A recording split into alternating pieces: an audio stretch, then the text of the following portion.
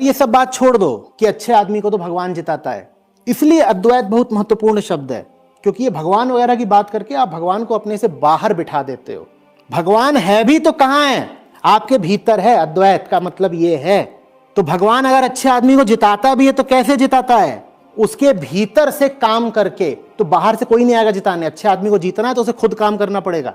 और भीतर वो कैसे बैठता है? यहां सीने में यूं ही नहीं बैठ गया सोफा डाल के। वो भीतर आपके बैठा है, आपकी बुद्धि बन के, आपकी प्रज्ञा बन के।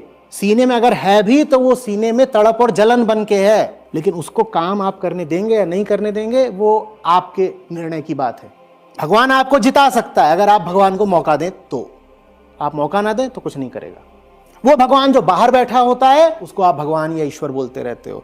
वेदांत समझाता है कि असली वाला भीतर है। जब भीतर हो जाता है तो फिर उसे भगवान या ईश्वर नहीं बोलते, उसे सत्य या आत्मा बोलते हैं।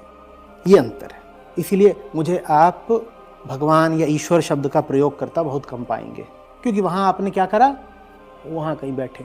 जैसा कि आपके चित्रों, पोस्टर्स, पेंटिंग्स वगैरह में भी होता है ना, और कल्पनाओं में भी होता है कि ऊपर कहीं इधर उधर कोई गेंदे के फूल पे बैठे हैं, कोई हाथी पे बैठे हैं, कोई कुछ कर रहे हैं, कोई कुछ कर रहे हैं। वो सब बातें एक तल तक ठीक हैं, प्रवेश के लिए, इनिशिएशन के लिए उनकी उपयोगिता है। पर जो लोग अध्यात्म में थोड़ी तरक्की, थोड़ी प्रौढ़ता हासिल करें, उन्हें उन बातों से आगे बढ़ना चाहिए। फिर यही सोचते रहोगे क्या कि विष्णु भगवान किसी क्षीर सागर में बैठे हुए हैं और लक्ष्मी उनके पांव दबा रही हैं? विष्णुत्व का असली अर्थ नहीं समझना चाहोगे? वैष्णव माने क्या है जान ही नहीं पाओगे, फिर कभी नहीं समझोगे अगर यही सोचते रहोगे कि कहीं कोई दूध का या खीर का सागर है और वहां पे शेषनाग की छाया है। क्या क्या प्रतीक है, और उनके बहुत सुंदर, शुद्ध, पवित्र अर्थ हैं। उसको समझो पहले। एक मायने में उस सुंदर और असली अर्थ को समझना ही चमत्कार है। बोध ही चेतना का ऊर्ध्वगमन है। जितना समझते जाते हो चेतना उतनी उठती जाती है, और नहीं समझे जितना इधर उधर की बातें कर रहे हो ये सब, वो फिर कुछ नहीं।